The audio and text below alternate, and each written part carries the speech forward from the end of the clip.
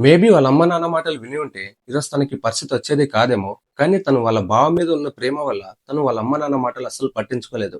అదే ప్రేమ ఈరోజు తన ప్రాణాన్ని తీసింది. అసలు ఏం జరిగిందంటే ఈ అమ్మాయి హైదరాబాద్‌లోని బాపూజీ నగర్‌లో ఉండేది. ఈ అమ్మాయికి వాళ్ళ బావ అంటే చాలా ఇష్టం. అలా లవ్ చేసుకున్నారు. కానీ వాళ్ళ బావ మాత్రం ప్రతిరోజు ఈ అమ్మాయితో గొడవ పడేవాడు. అండ్ ఒక సైకోలా బిహేవ్ చేసేవాడు. ఇదంతా చూసిన ఆ అమ్మాయి పేరెంట్స్ వాడిని వదిలేయమ్మని చెప్పినా కూడా తను మాత్రం పెళ్లి చేసుకుంటే మారతాడు అని అనుకుంది. అలా రీసెంట్ గా పెళ్లి కూడా ఫిక్స్ చేశారు. ఈ అమ్మాయి వాళ్ళ పేరెంట్స్ తో కలిసి విజయవాడ వెళ్ళింది. సంథింగ్ ఏదో టెంపుల్ కి.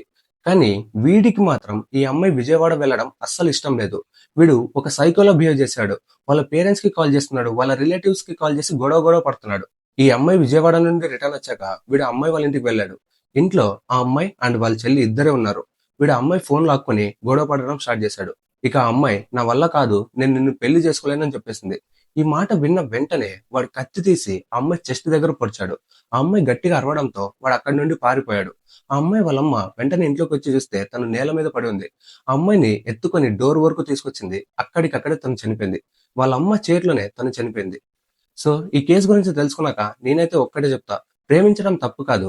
మనం ఎలాంటి వాళ్ళని ప్రేమిస్తున్నాం, వాళ్ళ నేచర్ ఏంటి, వాళ్ళ క్యారెక్టర్ ఏంటి అని తెలుసుకొని ప్రేమించాలి. అలాని లవ్ చేయని కూడా ఎంకరేజ్ చేయను. So that's all guys. Video informative అనిపిస్తే ఫాలో చేసుకోండి.